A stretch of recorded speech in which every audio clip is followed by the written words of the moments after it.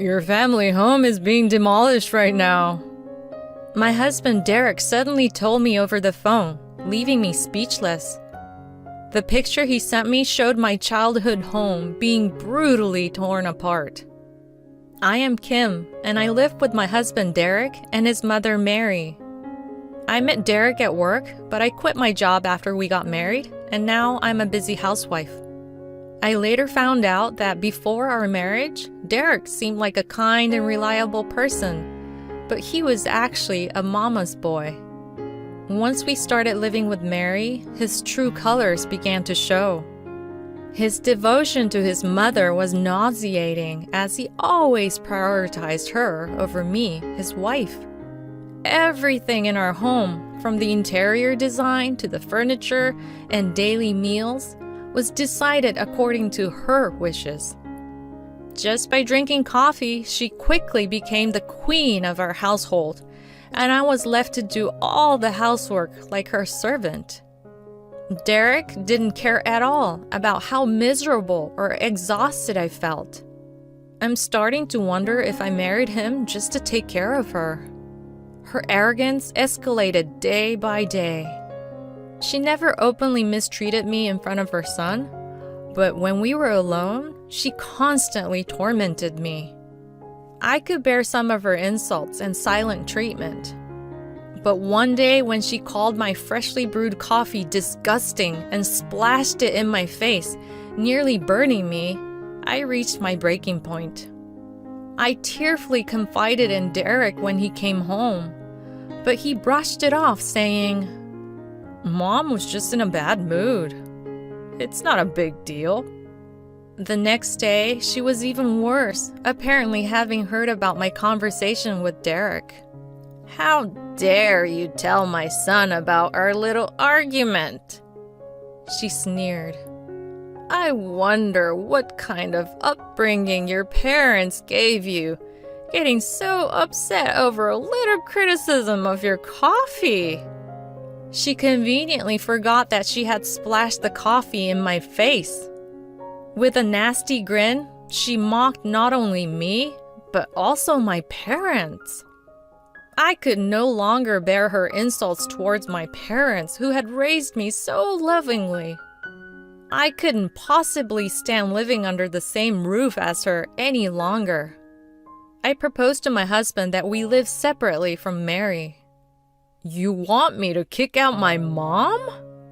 I can't do such a disrespectful thing now." "Then I'll move out," I replied without hesitation. I knew he wouldn't easily agree to living apart from her. I didn't want to live in her castle, surrounded by her tasteless hobbies any longer. I quickly filled out the divorce papers and arranged a contract for a weekly apartment. It took some time to finalize the contract, but there were plenty of ways to kill time. The next morning, I left the divorce papers on the table and hurriedly left the house. I desperately wanted to avoid going back to my parents' home. If he came looking for me, he would probably check there first. I didn't want to cause any unnecessary worry or trouble for my parents. I hurried the move so he wouldn't have a chance to interfere any further. Afterward, I arranged a trip for my parents as a gift. I broke into my savings from before I got married to finance the gift.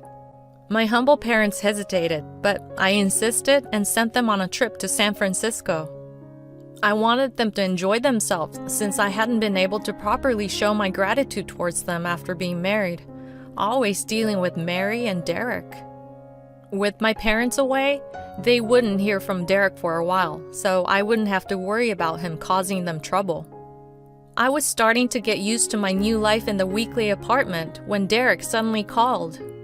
He had called several times since I left, but I had ignored them all. I reluctantly answered the phone, wondering why he was calling now. Derek sounded surprisingly cheerful on the other end of the phone, asking, "How are you?" I cautiously replied, "What do you want?" Unapologetically, he continued, "I'm having your family home demolished right now." I fell silent for a moment, not understanding what he was saying. Demolished? Did you say demolished? Like destroying? What on earth are you talking about? Don't mess with me, I retorted, still not grasping the meaning of his words. He remained nonchalant. Yeah, I'm selling the land your family home is on to buy my mom a luxurious house. I was left speechless by his nonsensical statements. With a smug tone, he said, "We're married, so it's shared property, right?" And hung up the phone. Only the cold, electronic, disconnected tone remained. What kind of ridiculous logic is that? It's like something an alien would say.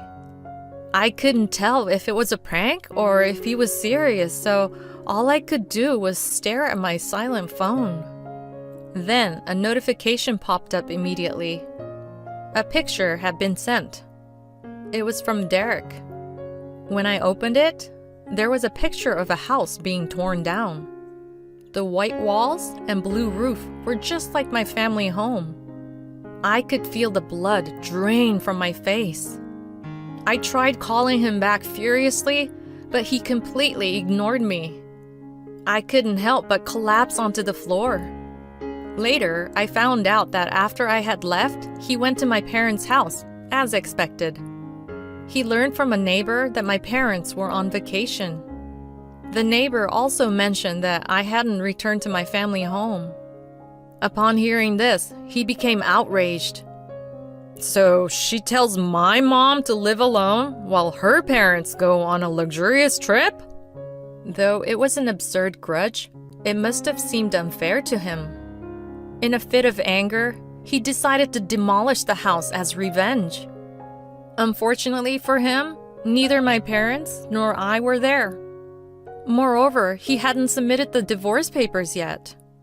He thought that since we were still married, he could do whatever he wanted with my property. Hello? Sis, are you okay? I hurriedly called my sister, who was still living at the family home. I didn't know how he managed to do it, but if he forcefully demolished the house with her inside, what would happen to her? I anxiously waited for her to answer.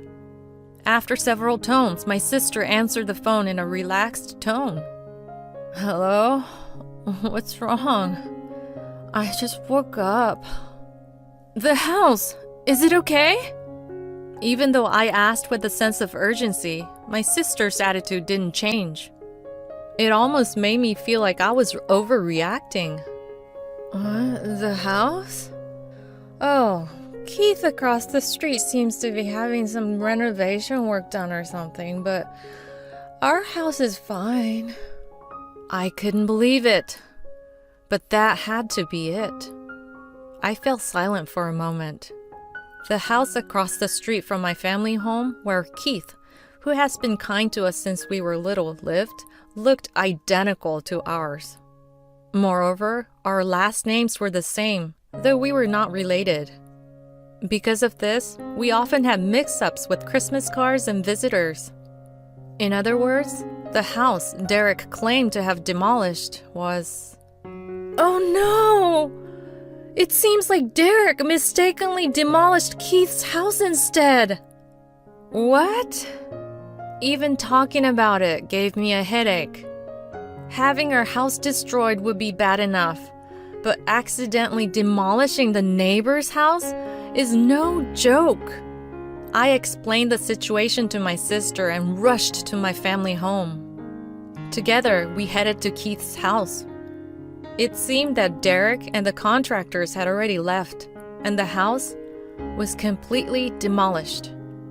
What do we do about this? My sister and I turned pale as a man with an exotic appearance, dragging a suitcase, approached us while letting out a bizarre scream. My house is gone! Keith, who had just returned from an overseas trip, exclaimed with wide eyes. My sister and I exchanged glances and then apologized. We explained the situation in detail, but it all sounded like excuses. and we couldn't help but feel sorry for involving him in all this. I am so sorry that your precious house ended up like this. My sister and I continued to apologize. We knew that apologizing wasn't enough, but it was all we could do for now. He seemed shocked by the sudden turn of events, but when we apologized, he lifted his face and spoke kindly. It's not your fault. There's someone else who needs to take responsibility. His tone was gentle, but his eyes weren't smiling. He suggested a plan to make things right. A few days later, Derek appeared in front of the demolished house with the contractors. I had called him there. It was a gamble whether he would come or not, but perhaps he was intimidated by the formal protest or simply wanted to see my crying face. Either way, he agreed to come. I went to meet him with my sister, Keith, and a lawyer. Derek seemed surprised to see me with allies, but he quickly put on a brave face. What do you want now? Nothing can be done about the demolished house. Besides, it's our shared property as a married couple. You have no right to complain. He still didn't know the truth. I responded to him with a hint of pity. The house you destroyed wasn't my family home. It was Keith's house. As I introduced him, Keith glared at Derek and stepped forward. The usually gentle man was truly terrifying when angry. Even Derek, meeting him for the first time, shrank back from Keith's intensity. Then he argued back. No, but your maiden name is Jackson, right? I checked properly before demolishing it. Hearing that he had demolished someone else's house, Derek started to panic. I sighed as if to interrupt him. It's not that unusual of a last name. We just happen to live in a similar house and have the same last name. But what are the odds? He was genuinely upset, but it sounded like a comic retort. My sister chuckled beside me. This is hilarious! So hilarious! Ignoring her, I continued. Besides, do you even understand what shared property means? My family home's land isn't part of our shared property. Maybe you should ask this lawyer here for some advice. At my signal, the lawyer handed Derek a business card. Derek seemed surprised, apparently not realizing he was a lawyer, and stared at the card. My sister leaned in to look at Derek's face and spoke to him mockingly. Don't you know Keith Jackson of our city? He's a famous landowner around here. Indeed, Keith was not just an ordinary man. As my sister later explained, he used to be an executive at the company where Derek worked, which was also the company where I met him. Sometimes his eyes would not smile, and his expressions had an aura that spoke of his influence. It's not my fault. Derek finally seemed to realize the gravity of the situation. He insisted repeatedly that it wasn't his fault, his previous boldness gone, replaced by a panicked demeanor. Unfortunately, the contractors, who should have been his only allies, fled as soon as they heard Keith's story. They were the kind of contractors who would demolish a house without proper investigation. Derek must have been caught by a fraudulent contractor. Enough already! Keith, who seemed to have run out of patience, yelled at Derek. The air seemed to tremble with the force of his anger. Admit your wrongdoing without any excuses! Or do you want to involve the police? At these words, Derek became completely subdued. In the end, with the lawyer present, he agreed to our side's demands, and the situation was settled. Derek signed the divorce papers and was forced to write a letter stating that he would pay compensation to both Keith and me. The compensation amount was quite significant because of the house demolition, and he had already incurred debt for the demolition costs. The unscrupulous contractor had already taken the money and disappeared without a trace, leaving Derek with no one to rely on and struggling to repay the debt. The fallout also affected Mary. She had thought she would live with Derek in a luxurious house, but when her son demolished the house of wealthy landowner Keith Jackson, she instantly became a target of ridicule. Naturally, she could not accept such a situation, and soon she could not leave her house. As for Keith, although his house was demolished, he hadn't suffered too much damage. The reason he had gone on an overseas trip was his daughter who lived abroad. He had received an international call from his son-in-law saying that his daughter was about to give birth. Having lost his wife 20 years ago, Keith doted on his grandchild and decided to live abroad with his daughter, as she had previously consulted with him. So he intended to demolish the house and sell the land after selling his business. Of course, he was shocked because the house had disappeared sooner than expected. But he laughed, saying that the result was the same.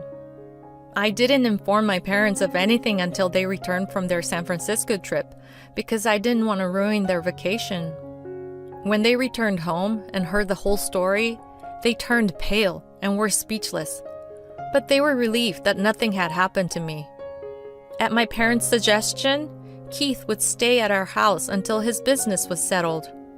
I also moved back to my parents' house from the weekly apartment, and we spent our time reminiscing about our memories with them, who would soon be unable to return to the US for a while.